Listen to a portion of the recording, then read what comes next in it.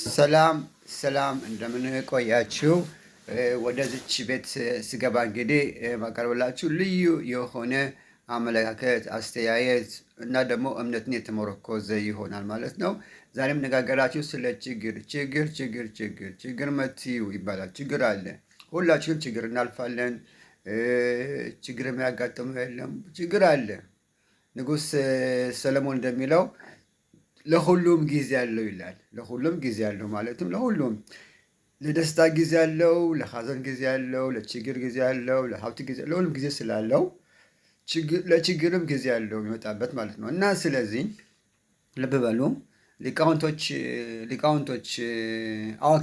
አዋቂዎች ጥናት አድርገው ምንድነው የደረሱበት ውጤት ምንድን ነው? ችግርን ማቆም አይቻልም።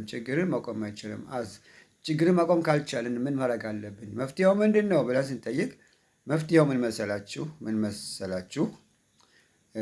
ምርጫ አለን በዚች ዓለም ማለት ነው። ምርጫ አለን። አንደኛው ምንድን ነው? እምነት ያለው ሰው፣ በእግዚአብሔር የሚያምን ሰው ችግር መምጣቱ አይቀርም። ችግር የመጣው ለፈተና ነው። እግዚአብሔር ሊፈትነኝ ነው፣ ፈተና ነው፣ ለእኔ ነው፣ ለጥሩ ነው ብሎ ይቀበለዋል። ችግሩም ይቀለዋል ማለት ነው። ግን እምነት የሌለው ሰው ግን ችግር ሲመጣበት ለምን መጣብኝ?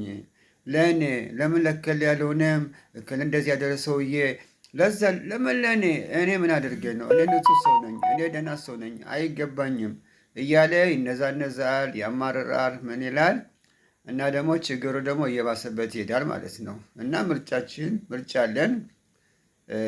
መምረጥ ያለብን እንግዲህ ችግር የመጣው ለእኛ ነው፣ ለጥሩ ነው፣ ፈተና ነው። እዚች ላይ የመጣንበት አንዱ ዓላማ ችግር ለማለፍ ነው። ችግር ባይኖር ኑሮ፣ ፈተና ባይኖር ኑሮ ምናልባት ነፍሳችን እዚህ ዓለም አትመጣም ነበረ።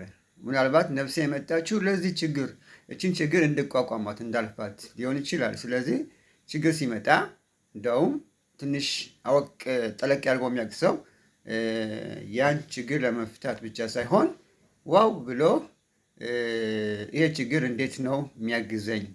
እንዴት በዚህ ችግር አማካኝነት ሌላው እንዴት ማገዝ ይችላለሁ? እንዴት ወደ እግዚአብሔር መቅረብ ይችላለሁ? እና ደግሞ ለጥሩም ስለሆነ ስለማቅ መጨረሻ ላይ እንደውም እደሰታለሁ፣ አመሰግናለሁ። እግዚአብሔር ምን ነው የሚባለው? እግዚአብሔር የሚፈትነው የሚወደው ነው ስለሚባል ይሄ የሚያመለክተው እግዚአብሔር እንደሚወደኝ ነው ብሎ ያጠናክራል ማለት ነው። በዝራታችን በእግዚአብሔር እርዳታ በጥሩ እንድንመርጥና ችግር ሲመጣ ችግሩን ተቋቁመን ከፍ ለማለትና እምነታችን ለመጨመር ያብቃን እላችኋለሁ። ባይ ባይ።